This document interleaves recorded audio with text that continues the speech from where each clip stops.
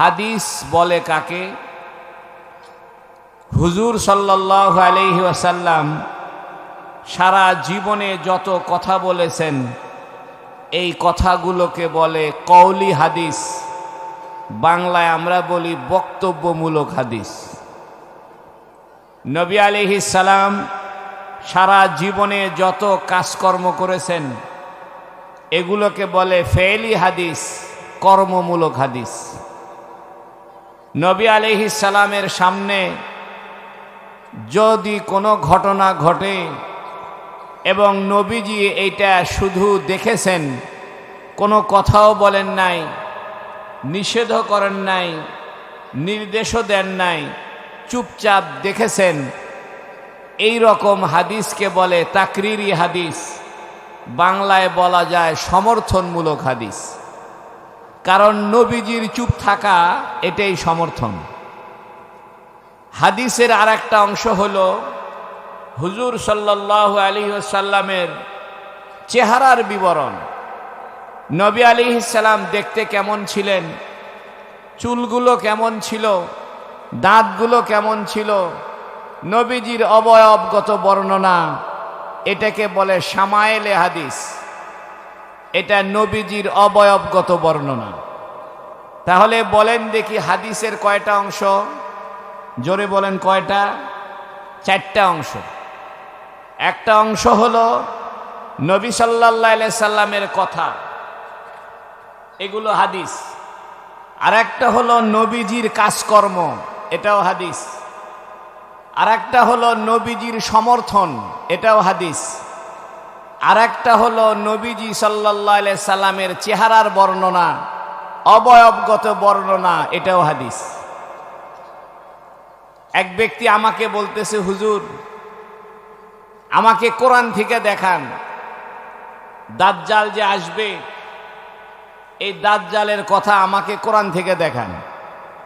আমাদের দেশে বর্তমানে কিছু মানুষ বের হয়েছে, এরা কিছু হইলেই বলে কোরআন থেকে দেখান।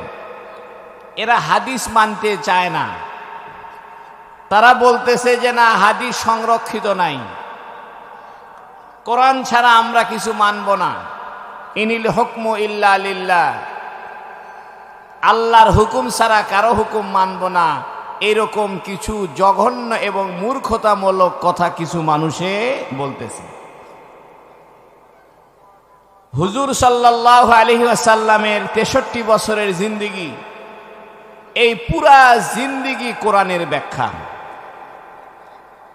কোরআনুল কারীমের ভিতরে আল্লাহ পাক বলেছেন, মা আতাকুমুর রাসূল, রাসূল সাল্লাল্লাহু আলাইহি ওয়াসাল্লাম যা কিছু নিয়ে এসেছেন, উপস্থাপন করেছেন, ফাখুজুহু, তোমরা এটা গ্রহণ করো, ওয়ামা নাহাকুম আনহু ফান্তাহু, এবং নবী সাল্লাল্লাহু আলাইহি ওয়াসাল্লাম যে বিষয়ে তোমাদেরকে নিষেধ করেছেন তা থেকে তোমরা বিরত থাকো। এই আয়াতের মাধ্যমে নবীজির পূর্ণাঙ্গ জীবনের সমস্ত কার্যকলাপ, নবীর সকল আদেশ এবং নবীজির সকল নিষেধ এই একটি মাত্র আয়াতের দ্বারা পরিপূর্ণ নবীর 63 বছরের জিন্দেগি কোরআনের অংশ হয়ে গিয়েছে।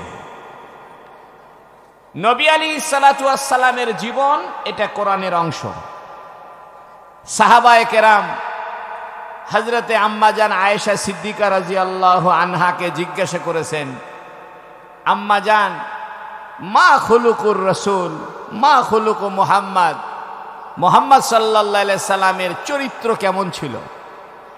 আম্মাজান আয়েশা সিদ্দিকা রাদিয়াল্লাহু আনহা উত্তর দিয়েছেন, খুলুকুহু আল কোরআন, নবীজির চরিত্র হলো কোরআন শরীফ। এজন্য যারা হাদিস মানবে না এরা মূলত কোরআনকেই অস্বীকার করবে। এছাড়াও নবীজি সম্পর্কে আল্লাহ পাক কোরআনে ঘোষণা দিয়েছেন, ওমা ইয়ানতিকু আনিল হাওয়া ইন হুয়া ইল্লা ওয়াহয়ুন ইউহা, ওমা ইয়ানতিকু আনিল হাওয়া। নবী আলাইহিস সালাতু ওয়াস সালাম তো নিজের মনের ইচ্ছায় কোনো কথা বলে না, নিজের মনের চাহিদা নিজের নফসের তাড়নায়, প্রবৃত্তির তাড়নায় কোনো কথা বলে না। ওমা ইয়ান্তিকু আনিল হাওয়া, হাওয়া শব্দের অর্থ হইল প্রবৃত্তি। আল্লাহ পাক কোরআনে ঘোষণা দিয়েছেন যে মুহাম্মদ সাল্লাল্লাহু আলাইহি সাল্লাম তিনি তার প্রবৃত্তির তাড়নায়, নফসানি খাহেশাতের তাড়নায়, রিপুর তাড়নায় মনে যা খুশি তাই তিনি বলে না। ইন হুয়া ইল্লা ওয়াহয়ু ইউহা, তবে আল্লাহ পাক নবীকে যা প্রত্যাদেশ করেন, আল্লাহ পাক নবীর অন্তরে যা ঢেলে দেন তিনি সেটাই বলেন। সুবহানাল্লাহ। আমরা যেমন মনে যা চাই তাই বলি, নবী আলাইহিস সালাতু ওয়াস সালাম মনে যা চায় তা বলতেন না। এর দ্বারা বোঝা যায় নবী আলাইহিস সালাতু ওয়াস সালামের সমস্ত কথাবার্তা, কার্যকলাপ, সমর্থন এ সবগুলো আল্লাহর পক্ষ থেকে ইঙ্গিত করা হয়েছে নবীর কলবে, এবং নবী আলাইহিস সালাম সেটা বর্ণনা করেছেন। এজন্য কোরআন শরীফের আরেক আয়াতে আছে, ওয়া আম্মা বিনিমাতি রব্বিকা ফাহাদ্দিস, হে নবী আমি আপনাকে যে নিয়ামত দান করেছি, অর্থাৎ আমি যে আপনাকে কোরআন দিয়েছি, রসুল বানিয়েছি, ফাহাদ্দিস আপনি আপনার এই নিয়ামতকে বর্ণনা করেন। এর দ্বারা বোঝা যায় নবী আলাইহিস সালাম সারা জীবনে যত কথাবার্তা বলেছেন সমস্ত কথাবার্তা কোরআনের ব্যাখ্যা।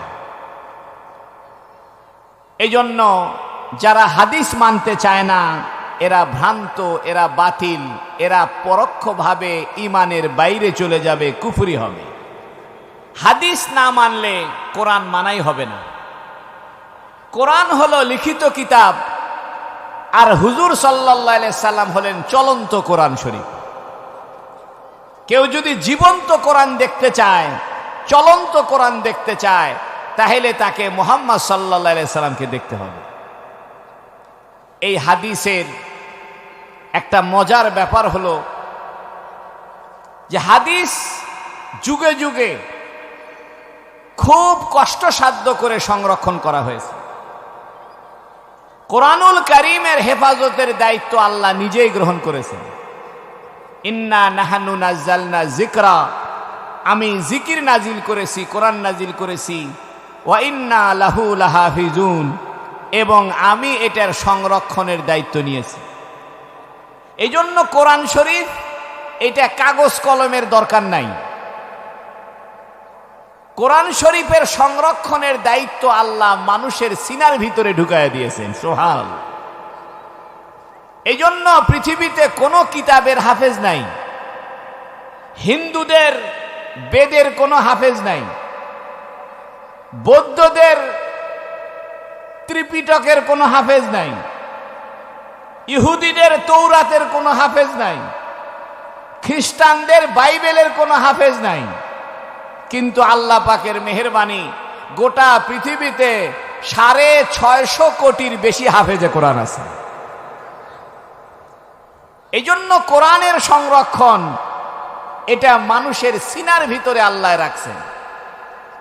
পৃথিবীর সমস্ত কাগজের কারখানা যদি নষ্ট হয়ে যায়, সমস্ত কাগজের কোরআন শরীফ যদি পানিতে ভাসায় দেওয়া হয়, আগুনে পোড়ায় দেওয়া হয়, মুসলমানদের কোরআন শরীফের কোনো অসুবিধা হবে না। এই পাবনা শহরে যদি একজন হাফেজে কোরআন বেঁচে থাকে আর একজন আলেম বেঁচে থাকে, হাফেজ সাহেব তেলাওয়াত করবে, আলেম সাহেব কাগজ কলম নিয়ে নতুন করে কোরআন শরীফ লিখে দিবে। এজন্য কোরআন যেমন সুসংরক্ষিত মানুষের সিনার ভিতরে, মজার ব্যাপার হইল কোরআন শরীফের যেমন পুরুষরা হাফেজ হয় এরকম মহিলারাও হাফেজ হয়। আল্লাহু আকবার। এটা একটা আজীব ব্যাপার। আবার কোরআন শরীফের যেমন হাফেজ যারা চোখ দিয়ে দেখে দেখে হাফেজ হয়, চোখ দিয়ে কোরআন শরীফ দেখে দেখে মুখস্থ করে, এরকম ভাবে লক্ষ লক্ষ অন্ধদের ভিতরে হাফেজে কোরআন আছে। একটা গবেষণায় দেখা গেছে পৃথিবীর এমন কোন দেশ নাই যে দেশে হাফেজে কোরআন নাই। পৃথিবীর এমন কোন জাতি নাই যে জাতির মধ্যে হাফেজে কোরআন নাই। পৃথিবীর এমন কোন ভাষা নাই যে ভাষার ভিতরে হাফেজে কোরআন নাই। পৃথিবীর সব দেশে হাফেজে কোরআন আছে। আল্লাহু আকবার। কোরআন শরীফ যেমন সংরক্ষিত, হাদিসও সংরক্ষিত।